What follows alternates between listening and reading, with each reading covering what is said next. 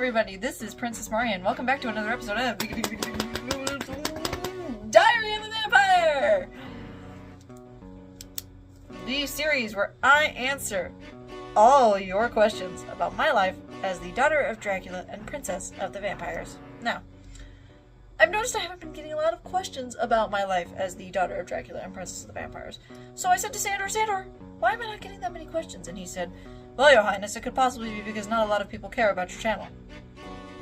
To which I looked at him and said, Sandor, are you crazy? Everybody would care about my channel. It's a great channel. And he says, well, you've also not posted any content in 2 months. And I said, yeah, I've been busy, Sandor. What do you want me to do? He says, or there could possibly be the other option. And I said, what's that, Sandor? And he says, it could possibly be that they're just so frightened by a vampire princess on their own streaming platform that they do not want to engage with you. And of course, that was when all became clear. In order to get your questions, I must give you answers. Answers to questions which I have compiled after asking everyone I know what they think would be something you'd want to know about me. Therefore, this initial installment of Diary of a Vampire is the installment where it's less of questions you've asked and more of me answering questions you might want to know the answer to. Think of it as an interview with me. Now, without further ado, let's get to the questions! Okay, so our first question that I have is, why is my name Marya? Now, that question might not seem like a lot, but names are quite important. And as for the answer to this question, the answer is that I was named after my great grandmother, Marya Ruth Dracula. I know, that's a lot of greats right there. That was 25 greats. 25 generations back. And you might think, well, vampires are immortal, so how are there 25 generations? It's complicated, guys. The less you think about it, the better. Alright, next question. Okay, our next question is, what is my favorite horror movie? A lot of you guys would think that it's Dracula, or one of the Dracula movies, or at the very least an old vampire movie, but no, it's actually none of that. My favorite horror movie, or at least my favorite old one, because that's kind of where I go, I don't really go a lot to the new ones, is actually Abbott and Costello Meet Frankenstein.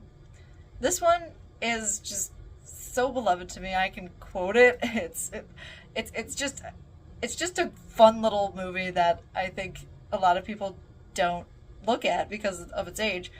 And honestly, I think you should give it a try if you haven't tried it yet. I know some people will probably tell you it's a horror comedy and that's not actually a horror movie, and it's not. It's more funny than scary. And some people, I think, have even said it's the first horror comedy ever made. I believe that to be the case. But overall, it's a part of those old Universal horror movies, and I'm going to say it's my favorite horror movie. So there you go. There's the answer to that question. Let's get on with the next one. Okay, our next question is, why do I not live in Castle Dracula?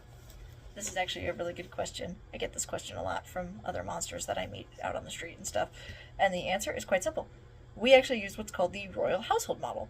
And what this essentially is a 500-year-old model, if you will, that basically says, alright, all the children of the Royal House of Dracula are going to live separately from the king and queen, so as to make it harder for people who would want to, I guess you could say, drive a stake through us to get us all. And it wasn't just for safety, it was also to help with getting the children ready to, go out into the world, not only to stalk the ramparts and do what vampires do, but also, for those of us that would have the royal responsibilities, the eldest children. And so we'd have our own servants, our own food, our own drink, everything that we need to live, it's all here in the household. And that household usually would be managed by a servant, never by us ourselves, because, of course, we can't always greet our guests, especially if they come during the day. And so, for those of you who are wondering, yes, my household is in fact managed by Sandor. I love that guy so much. I cannot tell you how much I appreciate all he does for me. I really gotta find some way to thank him for it all. We'll think of something. Alright, next question. Next question is, what's the story of my ring? So that's actually a really good question. Let me take my ring off so you guys can see my ring a little bit better. Sorry about that pause, guys. I always get so excited to tell people about my ring. Let me get the dust off of it. Alright, there we go. Perfect. So, this is my ring. It is a family heirloom. My dad gave it to me, but it's actually from my mom's side of the family. And the reason that my dad gave it to me instead of my mom is because my mom actually went missing when I was really young.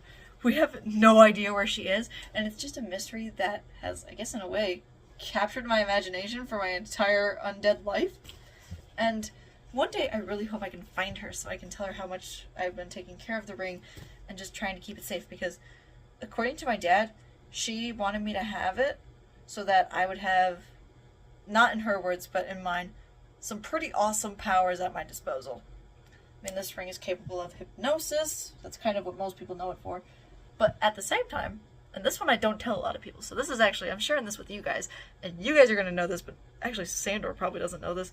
There was a day where I found out that this thing actually can create bats. It's kind of crazy, but like I can point this ring somewhere and poof, a bat comes out of it. And you might notice when we do Marya's Toony Terrors that we actually have some bats that sort of serve as our like star rating system. Yeah. All of them come out of this ring, guys. Well, all of them except one, and that's my pet bat Boris, but we'll talk about him another day. Okay, next question. Are you kidding me? Alright, the next question is, do I drink blood? Alright guys, I don't know where this vicious rumor came from that all vampires drink blood. I don't know. I really don't know, and frankly, I really don't care where it came from, because I'm here to tell you it's not true. Alright guys, we vampires can live without drinking the blood of the living. How do I know? I myself do not drink blood. I actually have a blood substitute. You all are familiar with it. You call it tomatoes. Or is it tomatoes? It doesn't really matter, but either way, I grow them, I drink their juice, I get all the same benefits as a vampire drinking blood. And that is the end of that. Alright, what's the final question? Okay, here is our last question. And our last question is, ooh, I like this question. What do you want to do when you're vampire queen? Alright, pretty awesome question. But I will start by saying that I don't really think about this much. And that's because I am not the heir to the throne. You see, my dad switched up the line of succession so that my stepmom would be next in line. That is, if something were to happen to him, she'd be queen, and then me. And, of course, I don't really mind this that much because it gives me more time to be learning new things, figuring out who I am as a vampire and what I want to do for the greater good of Monster Society. And overall, I just think that's a good thing. So, honestly, I don't really think about this question much. But if I had to give you an answer, I'd say that I'd want to find a way for mortals and monsters to just kind of hang out, chill out. Just find a way for us not to have to feel like, at least on your guys' end, have to drive stakes through my heart, and on my end, have to, well, okay, not me directly, but on the vampire's end, have to drink your blood to survive. We find a way that we can all come together. And I guess in a way that's what this video is, and you watching it. We're just coming together, chatting, hanging out. And honestly, that feels really awesome. So I guess that is the answer to that question in a simple form. If I were Queen of the Vampires in maybe the next 24 hours, that would probably be my first order of business, at least on the what do you ideally want to have accomplished by the time you're done being queen. That would be the first thing. Alright guys, that's going to do it for today's Little Diary of a Vampire installment. This is actually part 1 of a 2-part episode. We got a few more questions that we'll deal with another time. But for now, that's it from me, Princess Marya. And I hope you will enjoy checking out the rest of our channel. This is the Marya's Toony Terrors official YouTube channel. Reminding you as always that if you're flying left, you're flying the wrong way. See you guys later. Bye.